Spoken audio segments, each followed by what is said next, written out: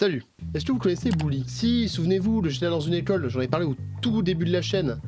C'était l'époque où j'avais pas un grand esprit critique d'ailleurs. Un de mes jeux vidéo préférés et qui même aujourd'hui en big 2026 est toujours amusant et divertissant.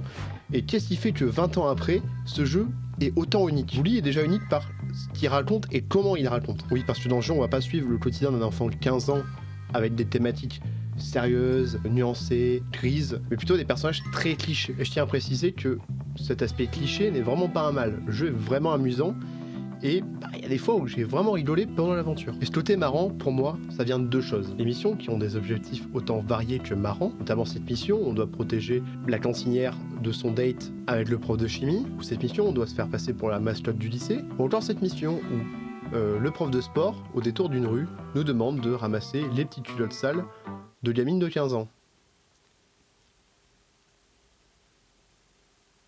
Donc des missions qui alternent entre plusieurs gameplays, mais ça on le verra plus tard. C'est surtout des personnages loufoques qui font partie de ces missions. Parce que là, il y a le choix. Je veux dire, la plupart des personnages sont des caricatures. Et d'habitude, les personnages clichés qui ont rien d'autre à proposer, je trouve ça chiant et mal écrit. Mais là, ça me dérange absolument pas. On a par exemple la cantinière dégueulasse qui fume à l'intérieur de l'école, les nerds à lunettes, les brutes de l'école, enfin bref, plein de clichés qu'on a vus dans des films, des séries, et là on le voit dans un jeu vidéo. Parce que étant donné que c'est un jeu qui n'évoque pas la violence scolaire en profondeur, mais en surface, et avec de la distance, et tout ça, ça rend marrant la plupart des brutalités qu'on commet dans le jeu. Et pourtant, on prend un peu de distance, on tabasse des gosses, on peut faire vraiment des grosses dingueries, que je ne citerai pas, hein, jouez au jeu, vous remarquerez que tout ça est objectivement horrible.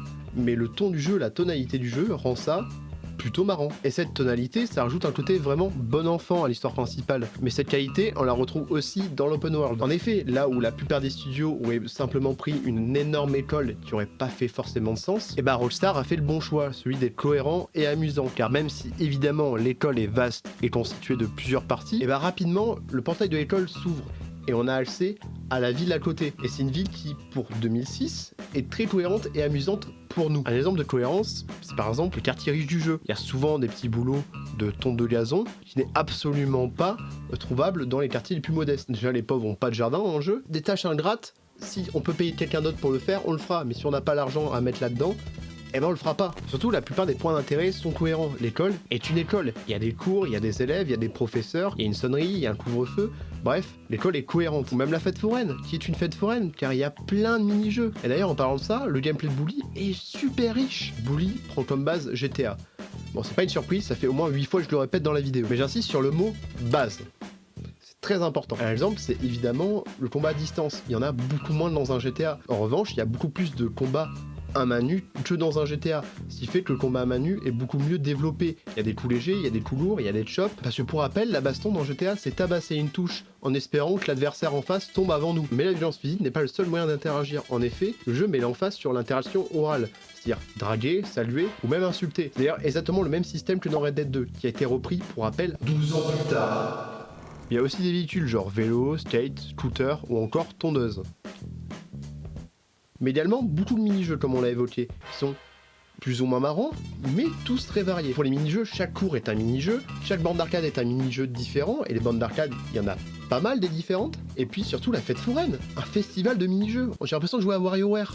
Et c'est ça qui rend Bully unique, sa richesse de gameplay, son open world, son ton, et puis même son idée de base. Un GTA-like dans une école où tu joues un gamin de 15 ans. Et puis sincèrement, c'est un jeu qui est bourré de charme et qui est ultra intéressant à remplacer dans son contexte.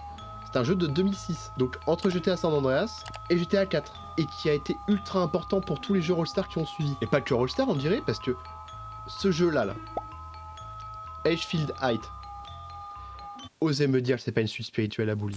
Donc jouez à Bully. C'est trop bien.